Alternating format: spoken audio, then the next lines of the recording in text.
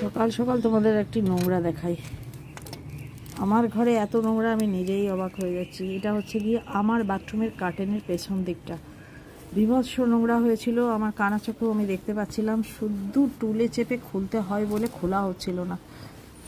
আজ বেটাকে খুলেছি, অবস্থা দেখো।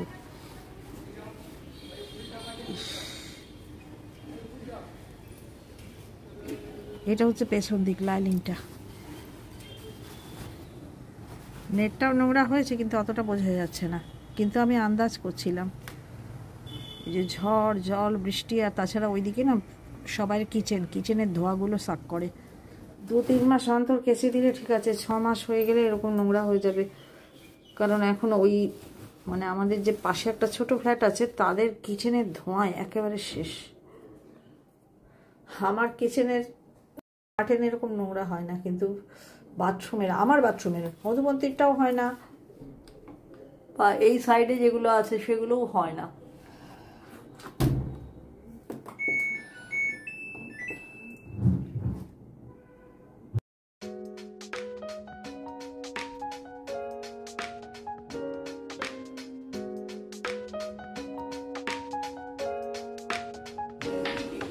কাচার আগে তোমাদের দেখিয়েছিলাম কি সাংঘাতিক নোংরা হয়েছিল। আমি তো দেখে মনে করছিলাম যে পরিষ্কার হবে না বুঝি, একদম পুরো মানে কি বলবো, স্মোক, রান্নার চিট পুরো ছিল। কারণ ওই দিকটা থেকে কিচেনের স্মোক চিমনি ইয়েগুলো এসে পরে আমার কার্টেনে জড়ো হয়েছিল। যাই হোক, একদমই ধকধকে হয়ে গেছে। চলো এবার পরিয়ে নেবো, কিন্তু পড়ানোটা তোমাদের সঙ্গে আমি শেয়ার করতে পারবো না, তার কারণ এখন সন্ধ্যেবেলায় সিস্টারজি ঘরে থাকে না, আমি একাই আছি, আর উঁচুতে উঠতে হবে, আর বাথরুমের ওই কমোড ফমোড দেখা যাবে, এটা অনেকেই পছন্দ করে না ঢাকা দেওয়া থাকলেও, সেজন্য ওটা আর তোমাদের সঙ্গে আমি শেয়ার করতে পারলাম না।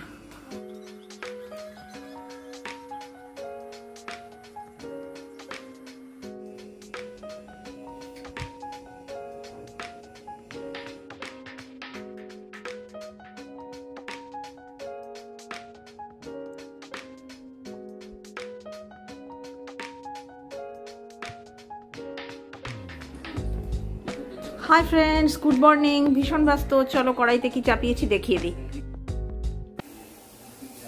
এটাই সুজিটা নাড়ছি, এটাই সব দিয়ে দিয়েছি একসঙ্গে পর পর। সর্ষে শুকনো লঙ্কা ফোড়ন দিয়ে পেঁয়াজ ছেড়ে এই এতক্ষণে কারি পাতা ছাড়াম, কারি পাতাটা শুকনো ইচ্ছে করেই পরে দিয়েছি। পেঁয়াজ দিয়েছি, একটু গাজর গ্রেট করে দিয়েছি, মানে একদিকে কাটছি একদিকে চাপাচ্ছি। কাঁচা লঙ্কা কুচি, একটু কিশমিশ, একটু কাজু সব দিয়ে দিয়েছি। সিস্টারজির খেতে খুব প্রবলেম হবে, বেছে বেছে দিতে হবে একসঙ্গে সব। এরপর এটা ভেজে ঢেলে দেবো, মানে নোনতা সুজি উপমা আর কি, উপমা টাইপ।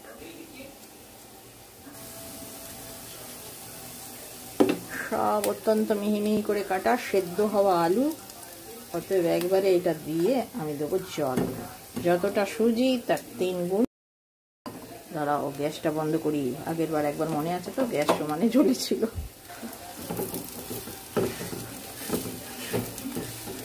লাস্টে দেবো একটুখানি ঘি, সাদা তেলে করেছি, হ্যাঁ ঘি এবং একটু গোলমরিচ আমাদের বাড়ির। জলটা মেপে রেখেছি। এই ছোট বাটিটা 1 বাটি সুজি দিয়েছিলাম, এই বাটিটা 3 বাটি জল দিয়ে দিলাম, 3 গুণ সেদ্ধ।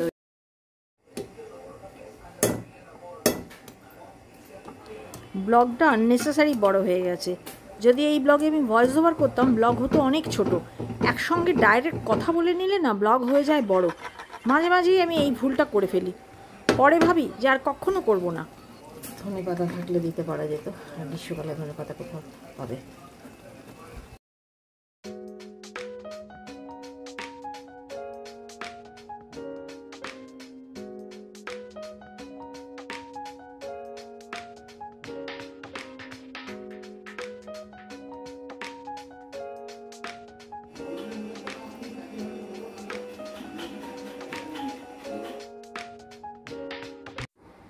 এটা হচ্ছে গিয়ে গাজর ক্যাপসিকামের রায়তা, মধুবন্তী স্পেশাল।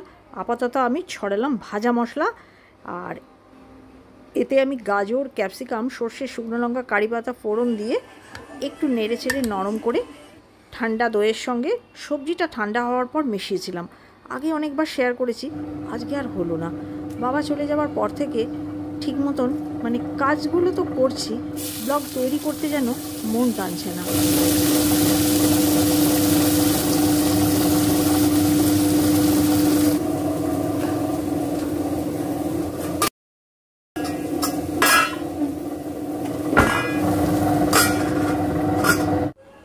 চাপাচ্ছি উচ্ছে চচ্চড়ি। উচ্ছে চচ্চড়ির পর চাপাবো আমি পটলের ডালনা। তার জন্য আমি এটা মশলা নিয়ে নিলাম।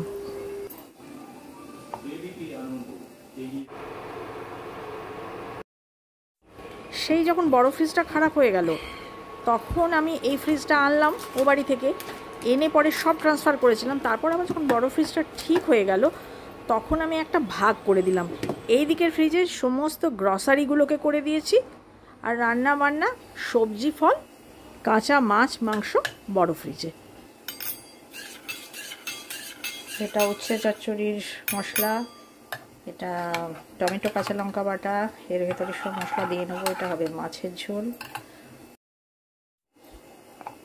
আর এটা আদা, কাঁচা লঙ্কা, টমেটো, এটা হচ্ছে পটলের ডালনার মশলা। আমি হাওয়া খাচ্ছি, তোমাদেরকেও হাওয়া খাওয়ালাম।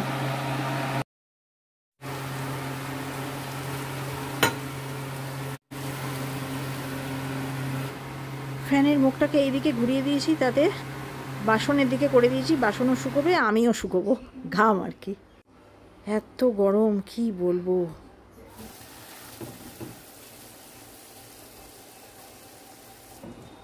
বেলা তো কম হলো না, তোমাদের তো একটু আগে আমি ঘড়িটা দেখিয়েছি।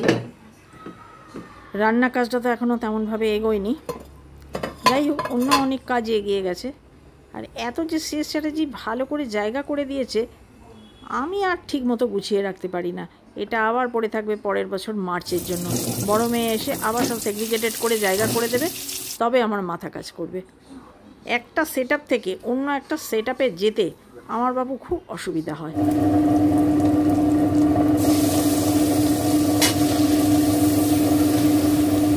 এরপর এটাকে দিতে হবে কুকারে এবং পাতলা পাতলা ঝোল ঝোল নামাতে হবে। তার কারণ হচ্ছে কি, আমাদের বাড়িতে বয়স হলে না, তোমরাও যখন বয়স হবে তখন জানবে, এক টাইপের খাবার খেতেই অভ্যস্ত হয়ে যায়। অন্য কোনো মানে চেঞ্জ খুব একটা পছন্দ হয় না। চেঞ্জ যেটুকু হয় সেটা হচ্ছে কি, আমাদের চিকেনের বেশি আমাদের ভ্যারাইটি লাগে, কারণ চিকেন মধুবন্তীর ও বেচারা আমাদের সঙ্গে পড়ে গিয়ে একঘেয়ে খাবারই ওকে খেতে হয়।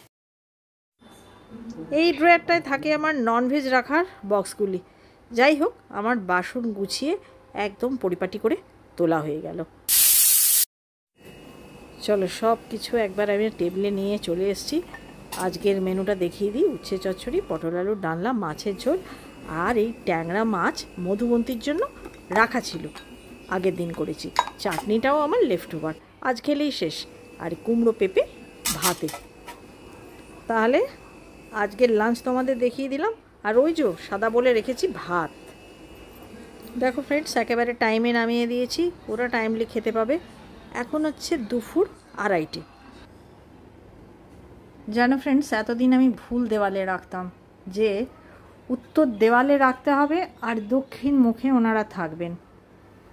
তো যাই হোক, কালকে বাবার ছবি ইয়ে করার সময়তে সেটা যে আমাকে ভাগ্যে বলে দিল, তার জন্য আমি এই ঘরের এই জায়গাটাই আমার কাছে ছিল, আমি এই ঘরটাই সাব্যস্ত করেছি। চলো ধূপের ধুলোটা ফেলে দিই। আর নীল ঘরটা ঠান্ডা বলে আমার বাবার বিশেষ পছন্দ ছিল।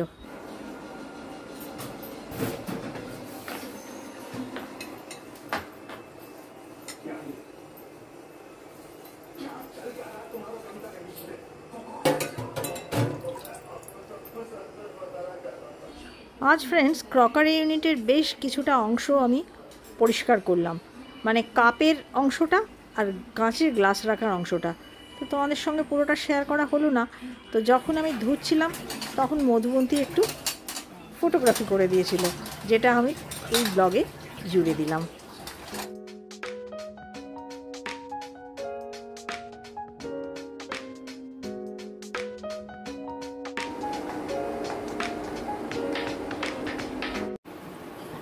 উদ্দেশ্য না, তুমি আমাকে জানতে চেয়েছিলে, মানে আমার মতামতটা জানাতে বলেছিলে যে এভরিডে ম্যাগি খেলে মানে কি কি ব্যাড এফেক্ট, মানে বাচ্চাদের ব্রেন ডেভেলপমেন্টের ওপর কোনো ওই পড়ে কি পড়ে না, বা আমার কি মত যে এভরিডে ম্যাগি খাওয়া উচিত কি না, এই নিয়ে একটু কিছু বলতে।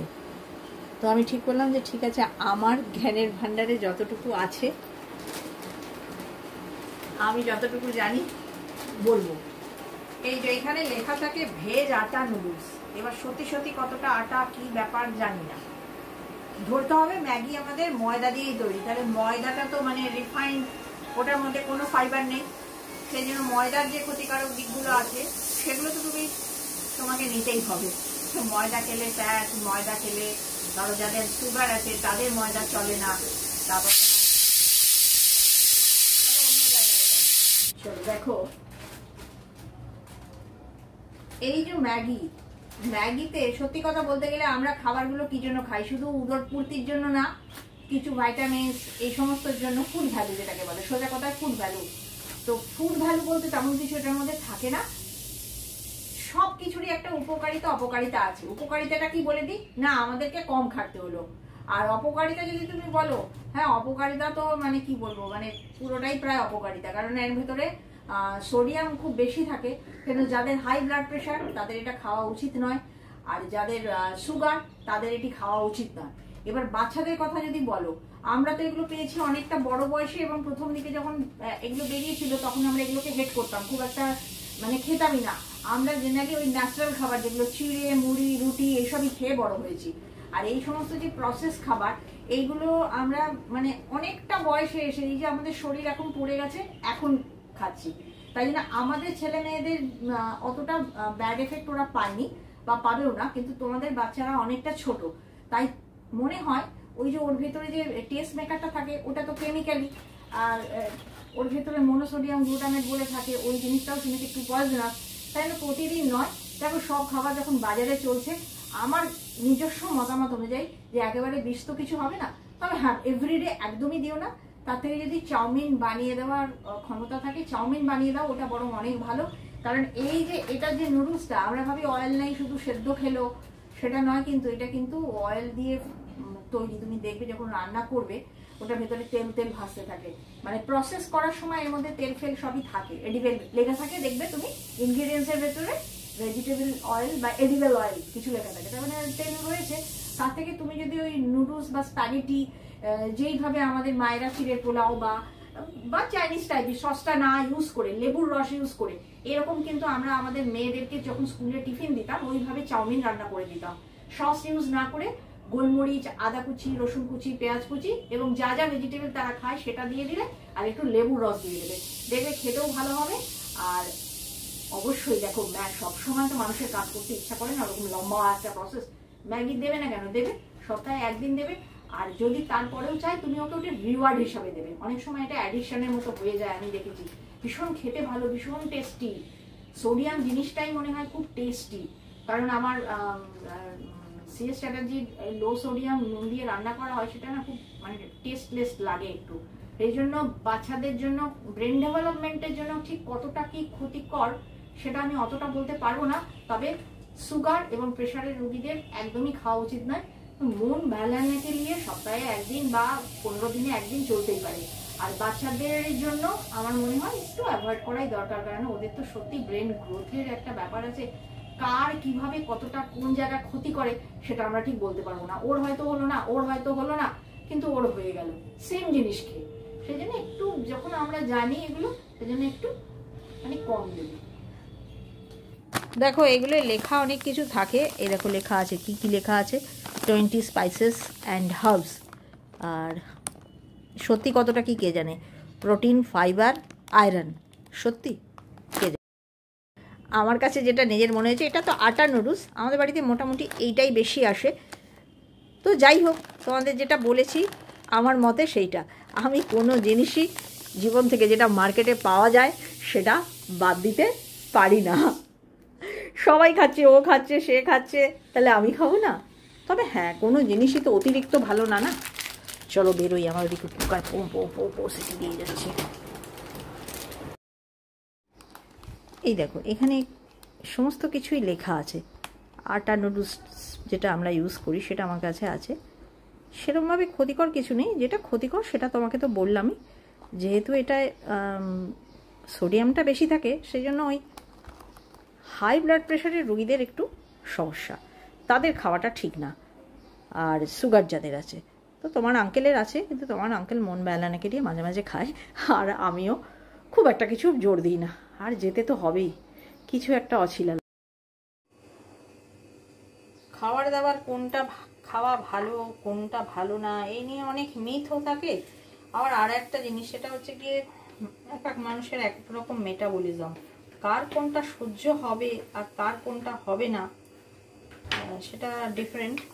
সেই জন্য খেয়ে বুঝতে হবে। তবে প্রত্যেকটা জিনিসই ব্যালেন্সে খাওয়া ভালো, কোনো একটা জিনিস বেশি খাওয়া কখনো ভালো না।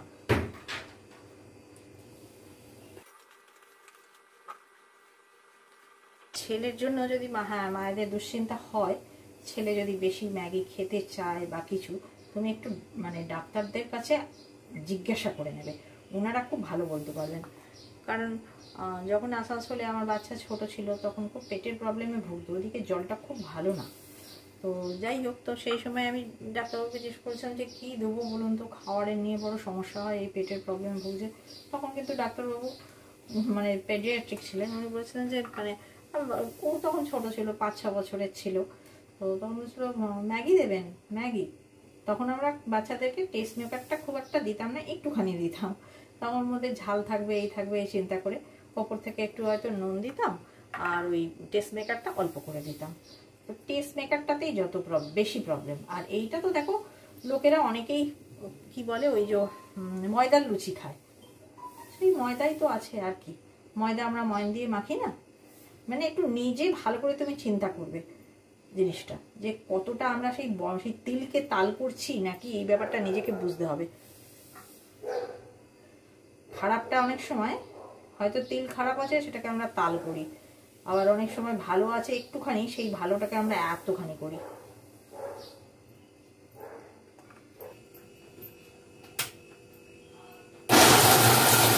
আমন্ড এবার একটু জল দিয়ে ভালো করে পেস্ট করতে হবে।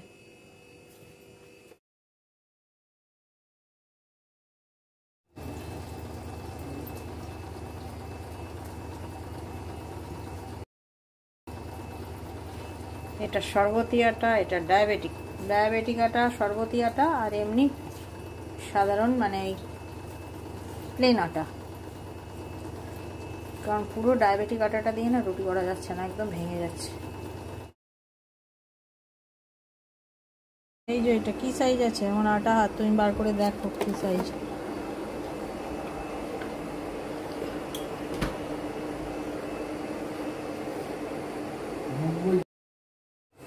সিএস চ্যাটার্জি না অনলাইনে বসে বসে জিনিস অর্ডার করতে কি ভালোবাসে।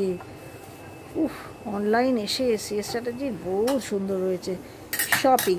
আমরা জামা কাপড় শপিং, আর সিএস চ্যাটার্জির বসে বসে গ্রাসারি এই সমস্ত জিনিসপত্র শপিং। হয়ে গেল বধূবন্তীর ব্রেকে চা, আবার হবে চা দিয়ে আবার চালাবে এক্সারসাইজ। এই দেখো এই জলটুকু দিয়ে রেখে দেবো, এই জলটাও টেনে নেবে, ফাইবার আছে না প্রচুর। মনে হয় এবার পারফেক্ট সেদ্ধ হয়ে গেছে। কি লাগবে না, নিরামিষি কাবলি চানা রান্না করতে বেসিক মশলাগুলো, তার সঙ্গে লাগবে হিং, আর দেবো একটু সেদ্ধ আলু টুকরো করে কেটে রেখেছি, ছোট ছোট 2টো আলু আছে। আচ্ছা এইখানে আমি বেটে নিয়েছি একটু আদা আর হাফ টমেটো আর কাঁচা লঙ্কা, আর এখানে হাফ টমেটো আমি কুচিয়ে নিয়েছি। আর এইটাই নিয়েছি একটু দইটাতে আমি বেসিক মশলাগুলো দিয়ে নেবো। আর এটা হচ্ছে গিয়ে আমার ওই আমন্ড ভিজিয়ে রেখেছিলাম, আমন্ড বাটা। কাজু বাটা দিলে আরও টেস্টি হয়, কিন্তু কাজু বাটা দেওয়ার জো নেই, সিএস চ্যাটার্জির হাই প্রেশার। আচ্ছা একটু কস্তুরি মেথি, এই তো, আর কিছু না। আর গোটা জিরে ফোড়ন দেবো। এ হচ্ছে শেষ জয় মঙ্গলবারের রান্না। একটুকু দিয়ে নিলে এই দই ফেটে যাওয়ার ভয়টা কম থাকে।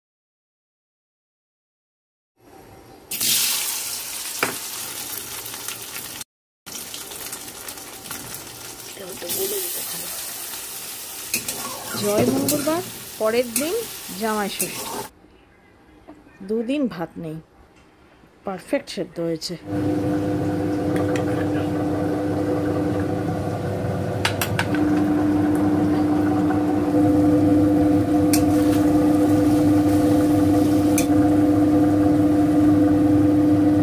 নিরামিষি ছানাতে দিয়েছি আমি হিং, জিরে, তেজপাতা ফোড়ন, তারপরে আলু টমেটো কষে নিচ্ছি, নিয়ে আদা কাঁচা লঙ্কা টমেটো বাটা দিয়ে দিলাম, আর বেসিক মশলাগুলো তো আছেই।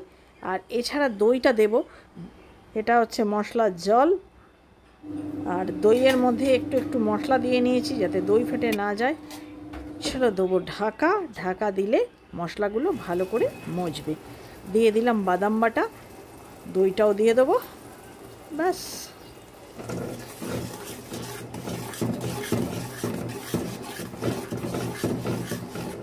আর কাবলি চানা যখন সেদ্ধ হতে দিয়েছিলাম তখন ওর সঙ্গে আমি গরম মশলাও দিয়ে দিয়েছিলাম, একটু গরম মশলা, একটু গোলমরিচ, একটু কাসুরি মেথি, এগুলো মিলেমিশে একটা সুন্দর গন্ধ হবে। এবার এটা ফুটুক ভালো করে।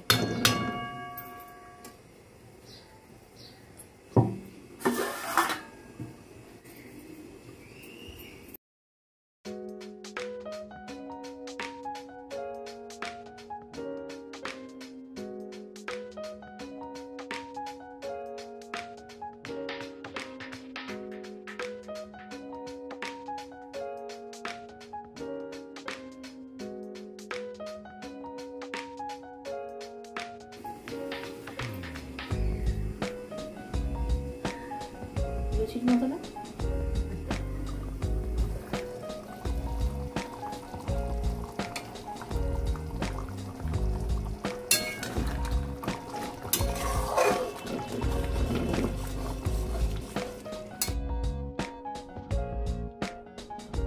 ব্ল্যাক সল্ট একদিনে উঠবে না, বাকিটা কাল দেখা যাবে, মানে কাল না পরশু কবে কে জানে, কারণ আগামীকাল আমার বহুত ব্যস্ত থাকবো।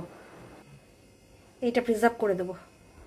আগামীকাল জামাই ষষ্ঠী, আবার আমার বায়ের ক্ষৌরকর্ম, আমি তো সকাল থেকে থাকবোই না।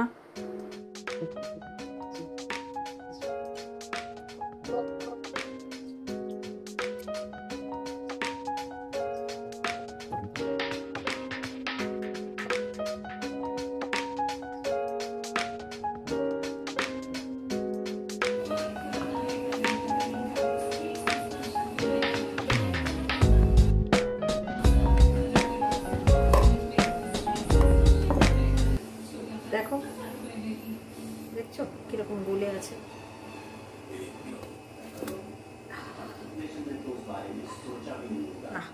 স্কুপ করে করে নিয়ে খেতে হবে। ফ্রিজটা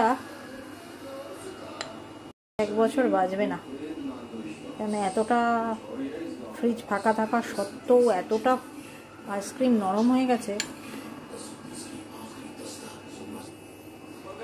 চলো, এইটা আমি এখন খাবো। চলো ফ্রেন্ডস, আজকের মতন ব্লগটা রীতি এখানেই টানলাম। সঙ্গে থেকেও আগামী দিনে। ভালো লাগলে লাইক, শেয়ার, কমেন্ট, সাবস্ক্রাইব অবশ্যই।